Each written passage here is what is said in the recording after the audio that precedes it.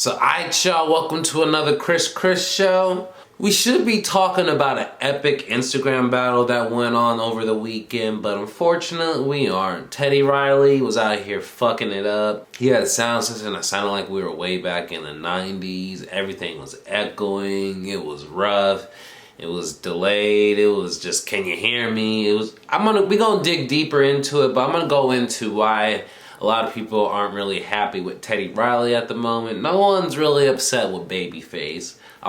He came out looking as smooth as ever. Also, the other thing I want to talk about today is DaBaby released another album this week. And this is his third album. He released an album in March last year. He released an album in September of last year. Now he released one today. That's 3 albums in a 13-month span. That's a lot of music. I'm going to go into why I think DaBaby is oversaturating us and what he needs to do going forward. So be sure to tune into the Chris show this week. So it's Saturday night. We all quarantine. There ain't nothing better to do. They've been hyping up this Babyface versus Teddy Riley. There was talks of this man was going to try and charge us for it. There was talks of actually it got delayed because Babyface unfortunately got coronavirus. Thank God he recovered. Then, it was about to happen. And unfortunately, it did happen, but it did not happen like how anyone expected.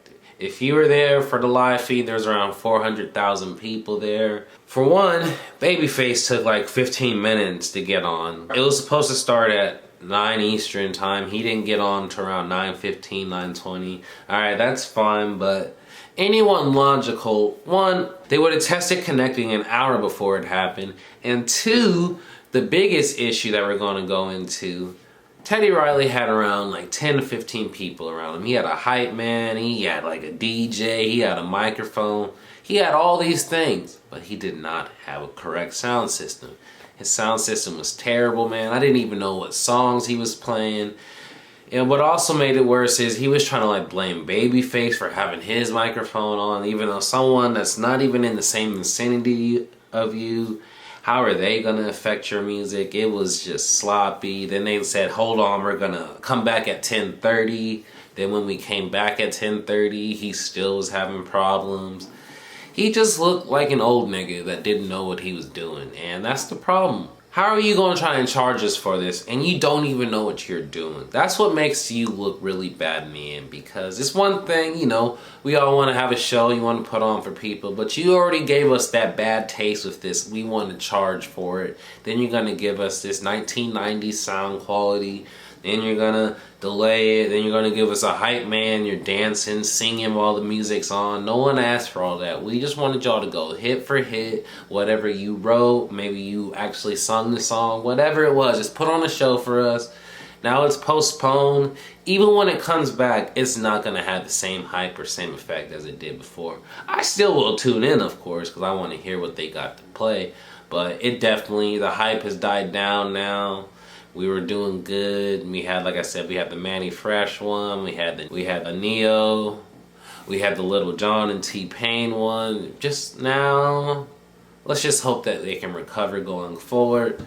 But let me know in the comment section. Were you there live when it happened? And were you one of the people that were like upset at Teddy? And also, Babyface, like I said, he just looked smooth as ever. He also threw, I don't know if you want to call it shade, but he was saying, I'm staying home, I'm quarantining, because as we all know, Teddy Riley had like 15 people there, not following quarantine guidelines, not getting the music right, looking foolish, wearing a full-on tracksuit. He just looked like an old nigga that didn't know what he was doing. And that's what you don't want to do. Like, don't they have any nephews, no nieces that could have set them up, You know how it is when you have the older family member. They want to go on the internet and you got to just show them how to connect to the Wi-Fi and they think you're a genius. They couldn't have one of those little kids to help him. That's just crazy to think. And also, Timbaland. If you put your name on something, you didn't think to have these people have their audio fixed and have it all prepared beforehand, so we're not going there waiting a whole hour to hear some terrible quality music. We heard a total of 6 songs, only 3 of them that we could hear. Man, I'm out here ranting now, but yeah, just let me know in the comment section. Are you actually going to tune into the next one? Were you there when it happened? And are you disappointed with Teddy Riley as the rest of the world is? Before I go into this DaBaby thing, let me just say, being an artist is hard. Some people only have 15 minutes of fame. Some people, they never get that hit. Some people blow up, then they disappear from the world. Some people stay in the limelight too much, and then people get sick of them. And it's hard to figure out which celebrity or who you are going to be. But what I'm starting to learn is that DaBaby is becoming one of those people that is becoming oversaturated in a bad way. Because he's already, I don't know if you heard the criticism of DaBaby, but everyone claims that he's been making the same song for 3 albums now. If you heard his 2 albums last year, Baby on Baby and Kirk, while many people liked it and they said it was some good music, the criticism was that he was making the same song over and over with the same beat, with the same flow and all of that. And I'm not gonna lie, I'm one of those people that gives that full-on criticism, but I do feel like he's definitely been making the same song over and over. Sometimes that's why I don't listen to him as often as I should, because I'm just like, you heard one DaBaby song, you heard them all. So he's heard the criticism, and he released a project over this weekend where he was being a little experimental. I applaud artists for doing that and trying to be different or trying to sound unique, but I don't know if you heard the tape, but it was not hot. He was trying to sing on some songs, and DaBaby, please don't be singing. I do not want to hear you sing. Just like rap with a different flow. This is where, I don't know if his A&R is the problem, his people around him, but usually artists take time to come out with their next album because they're crafting or they're working on their voice or they're working on going through new experiences that they could write in their songs, or they're just going through a lot of stuff and they're working on their craft to get better. But when you're releasing 3 projects in 13 months, are you really working on your craft to get better, or are you just releasing music to release music? And now some people are starting to believe that DaBaby is releasing music just to release music, because that project, honestly, it's a throwaway. I listened to it all the way through. Was it terrible? No. Was it something I'd go back and listen? If someone put it on, am I going to go out of my way to listen to it? Probably not. And that's the problem. I feel like artists should drop something either once a year or once every 2 years. But dropping 2 things in a year or dropping 3 things in a 13-month span, that's when you're overstaying your welcome.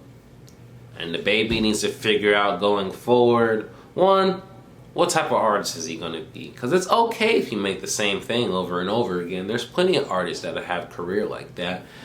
But are you going to be someone that's experimental, but you might lose some fans in the process? Or are you just going to be someone that's always releasing new music and you're just going to be here and we're just going to deal with it and you're going to lose some fans from it?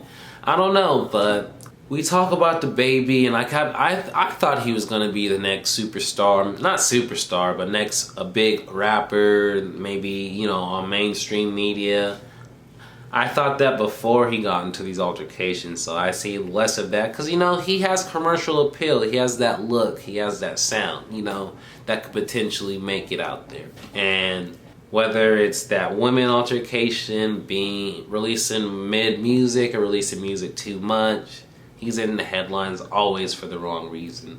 So I hope going forward he sees all this, takes in the criticism, works on his craft, takes a whole year to work on an album, then release something around 2021, April or May, and show us what you worked on going forward.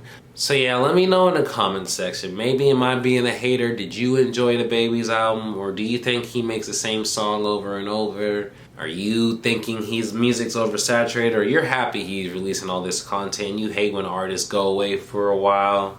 But either way, even if you feel that way, it's starting to be public opinion that DaBaby makes the same song over and over, and he's releasing too much music too soon instead of working on his craft. So yeah, this is mainly what I wanted to talk about this week. As you know, with the quarantine, less news gets around. But anytime anything happens that's worthy of talking about, someone releases some new music that's good at talking about, these Instagram battles that keep going on.